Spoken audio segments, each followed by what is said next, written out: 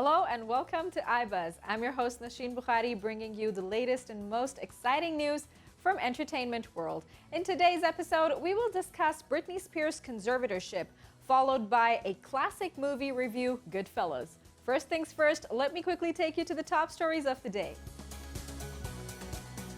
Scarlett Johansson teases her new beauty brand.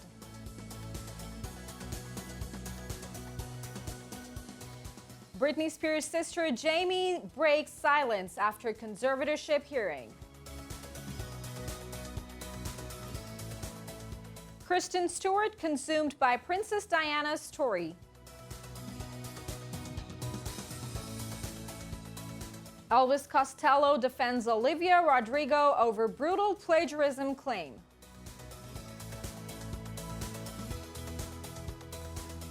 And The Weeknd to co-create and star in new HBO series, The Idol.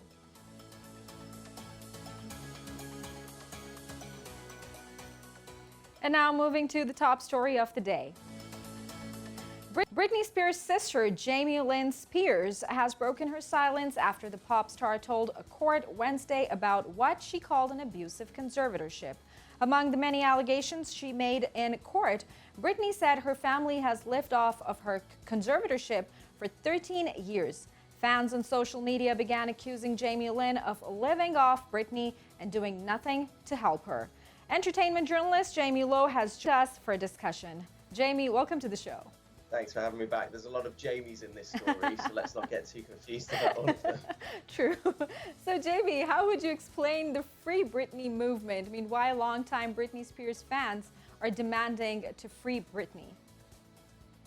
I mean, it's no secret that Britney had a very difficult period in her life many, many years ago, over a decade now.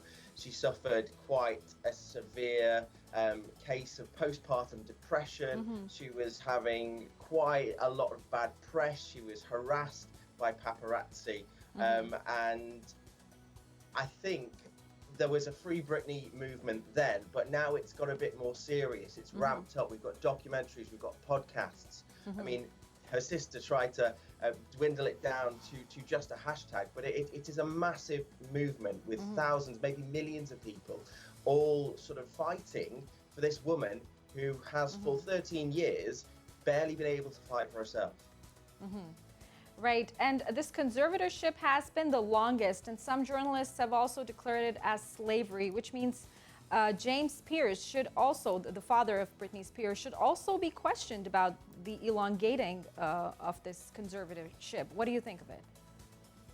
I mean, if you listen to the documentaries and some of the reporting around it, it can be very difficult to really boil down what exactly happened. But I've seen a few reports at the time and seen many documentaries and videos online mention that Jamie got the sort of conservatorship enacted because he told the court that Britney was experiencing early onset dementia, which I think we can all probably agree is a lie, because yesterday in court she was eloquent, she was passionate, she was strong, and she held her own in that court. So I think we've got to question his intentions there.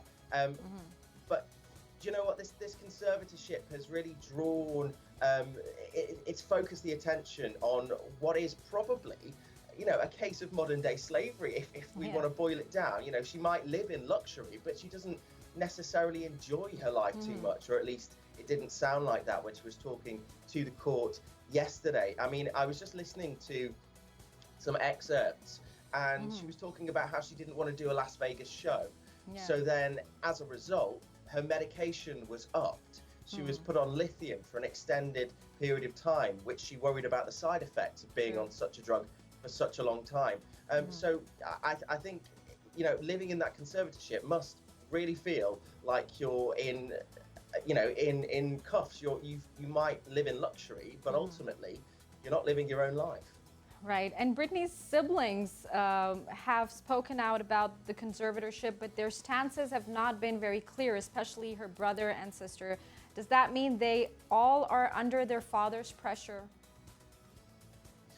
I mean, potentially. It's no secret that Jamie Lynn Spears is a trustee of one of Britney's trust funds. So if Britney were to die, as of some court documents that were revealed in, I think, August last year, she would be ultimately responsible for making sure that her children get the money. But people have questioned that relationship. So apparently Jamie Lynn Spears has a business relationship with a guy called Lou Taylor, who was quite a negative impact in Britney's earlier life, especially when the sort of conservatorship began happening. So a lot of people, I think it's more the fans that are questioning Britney's siblings and their response. We obviously had Jamie Lynn's Instagram story that she posted, and ultimately I don't think the public reacted well to what she had to say. And for the last 12 years, the details of Britney's conservatorship have been private. But the singer recently filed documents via her lawyer that request parts of her conservatorship to be open to the public. In your opinion, how impactful was that? Well, I think what it highlighted to me is that so many people are telling this woman's story for her. We've had an incredible response from the Free Britney movement, the hashtag Free Britney movement. We've seen documentaries, we've seen films. For the first time, I saw Brittney Spears on regular broadcast television in the UK in a long time. And what you had to see throughout the course of that documentary was quite shocking. And, you know, to hear her say that, it just reflects how everyone else is telling her story, and everyone else is trying to tell her story for her benefit. But ultimately, we have to wait to hear what it was actually like, to really understand the consequences of living under a decade-long conservatorship. Yeah. And Britney's career has been sadly something that is badly compromised all these years. Do you think that it would have been the other way around if she would have, continued working alongside the conservatorship, being in limitations, but this should be something that should be given to her as a freedom. But she was, kept all of these years, she was kept from performing, and that affected her career really bad. So now when she returns, do you think that she's going to, have a lot of tough time gaining back the same position that she once used to have? If she even wants to. I mean, this woman hasn't been living her own life for 13 years. I mean, she's been performing, but I've been listening to what she's been saying in the court, and not all the time did she want to perform. Not all the time did she want to do a Las Vegas residency when she disagreed with a certain piece of choreography. We've already spoken about that. So who knows if she ever wants to get back onto the stage or make music.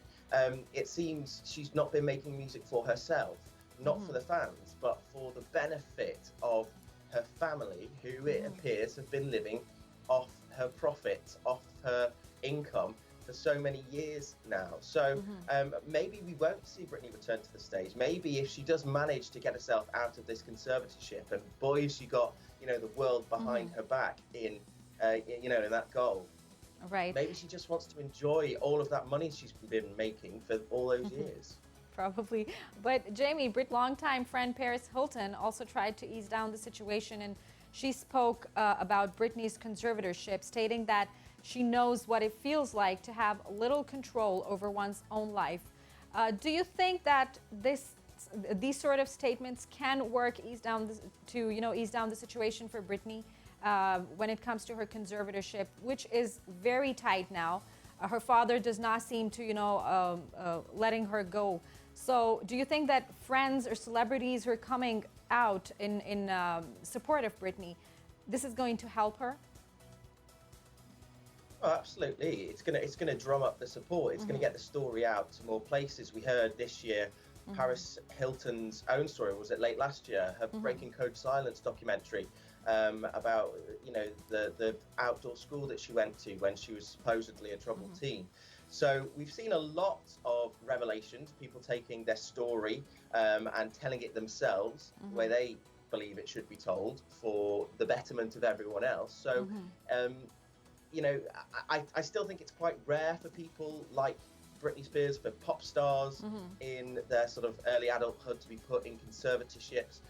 But I think will raise eyebrows should this ever happen to a young celebrity again. Yeah. And interestingly enough, in the latest court documents, Britney declared that her conservatorship is voluntary and that she would rather have more gradual autonomy over her life. Now, in your opinion, what does this gradual autonomy mean for her? Well, I'm sure if you've been, on several medications, had some mental health problems and, purportedly some addiction problems in the past, it would be quite overwhelming to just one day have everything placed on you, because this isn't just, being able to have children when she wants to, or, go for a drive when she wants to. This is, boiled down to business decisions. This is everything to do with the maintenance of properties and making sure everything is taken care for in that way. And if you haven't done that before, if you haven't done that for 13 years, those life skills maybe aren't there. So maybe that's a very smart decision from Britney Spears, and shows that, she understands her situation and a safe and sustainable way to retain her freedom. Right. Jamie, great discussion. Thank you very much indeed for your time. Thanks a lot. That was Jamie Lowe with his views on Britney's conservatorship. And now moving to other story details. Hollywood superstar Scarlett Johansson is all set to get into the beauty business. The Home Alone 3 actress announced that she would be joining forces with the Najafi companies, which will invest $5 to $10 million for her label. Details have yet to be revealed about the brand, including its name or whether it would cater to cosmetic or skincare products. The Avengers Infinity War star has some experience in the area. She was previously the brand ambassador and a celebrity model for a renowned fragrance line.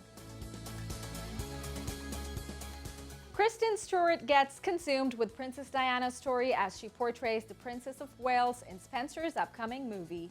Speaking to an online magazine, she shared that the late princess means a lot to her, despite her story being relatively new as she didn't grow up in England. Before being introduced to the film, the Twilight actress said that Diana was not something that was at the forefront of her mind because she lived so far away from it all. However, all of that changed since she began working in the movie. Singer Elvis Costello has defended chart-topping star Olivia Rodrigo after plagiarizing one of his songs. Brutal, a track on Rodrigo's hit album Sour, uses a chord sequence that also features Costello's Pump It Up from 1978. However, Costello has said that it is fine with him. He was also influenced by Bob Dylan and Chuck Berry's music. Replying to a Twitter user who said Brutal is a pretty much direct lift from Elvis Costello, the veteran star wrote, "This is fine by me, Billy. That's how rock and roll works." The Weeknd is set to star and co-create an HBO drama series titled The Idol from Euphoria creator Sam Levinson. Reza Fahim, who is also the singer's creative director, will have a hand in the program's creation as well. The Weeknd has some minor TV writing experience through TBS American Dad that premiered last year. He also appeared as the headliner in the Super Bowl halftime show earlier in 2021. That is it for Newsroom. We will be right back after a quick short break. Stay tuned.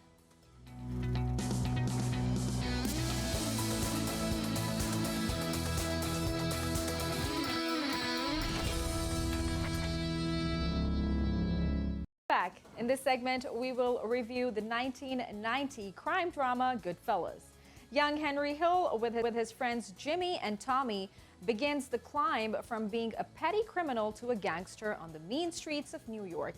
This Robert De Niro, Ray Liotta, and Lorraine Bracco starrer grossed a total of $47 million in box office back in 1990. To review the movie, we are joined by James Barker, who is a movie critic. James, welcome to the show. Thanks, it's great to be here. So James, how impressive the feel of the movie has been to you? Well, Goodfellas is one of my favorite movies. For me, it's a film you can't stop watching when it's on, which is the best kind of film. It has fantastic cinematography, fantastic performances. It's one of Robert De Niro's best collaborations with Martin Scorsese. It's very different from other gangster movies like The Godfather. It's more of a street level film about crime, and it's one of those films which, whenever you watch it, it kind of draws you into its own world, and it's an incredibly entertaining movie as well. Right. And do you think that the director Martin Scorsese did not seem to glamorize the gangster culture here, just like it is usually done in other gangster movies? I mean, I think that kind of is what sets it apart from some of the other gangster movies, like as I say, like The Godfather, where it's more of an operatic thing, and the gangsters are like they have this kind of code of morality which they follow, and all these kind of things. Whereas in Goodfellas, it's just straight up, they're just like mean, they're just mean guys. True. Yeah, and they do lots of bad things in the movie. There's some sort of like sentiment to it, but it's very different from a lot of gangster movies. And adapted from Nicholas Pileggi's book Wise Guy, every actor seems to be perfectly in their character, as if they all have read the book more than the script. Yeah. I mean, there's some terrific performances there. Obviously.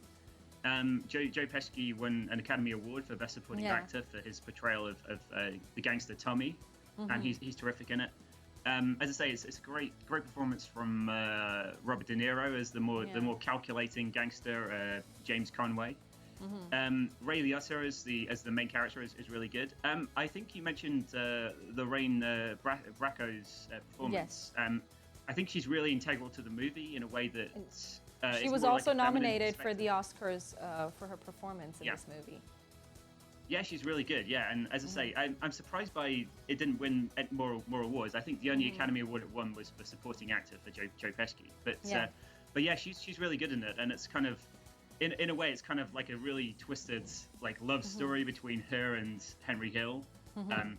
A lot of the movie is kind of based around their sort of relationship and her kind of perspective on the gangster stuff.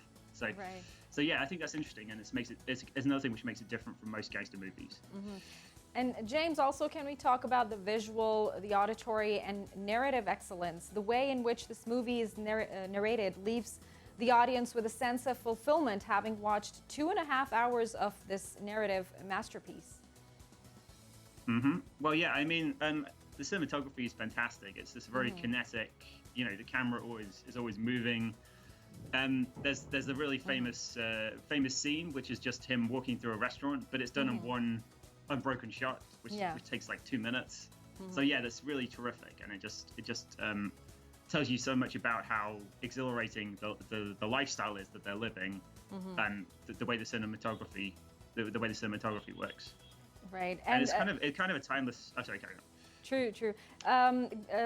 Talking about the hours, the duration of the movie, it is based upon 2.5 hours, as compared to the present releases, the current releases. One feels like fast forwarding at some points. But while watching this movie, did you feel like doing that, or you just it was captivating enough for you to continue watching it for 2.5 hours? I mean, for me personally, it's one of my favorite movies, so I would just have it on, all day if I could. I would say. I mean, I think 2.5 hours. It's not like a short movie, but I mean, Endgame I think was 3 hours. Like the Avengers Endgame. Some of the Avengers movies are 2.5, 3 hours. So I mean, if you look at it in that sense, it's not super long compared to most modern movies. Right. And no finer film has ever been made about organized crime, not even The Godfather, although the two works are not really comparable. But in your opinion, which one of these movies, stand out? I mean, I think I do prefer Goodfellas, but I think The Godfather, I mean, I appreciate it more now than I did when I first watched it. I mean, I think the central performance, Al Pacino is really good in that. Marlon Brando, obviously.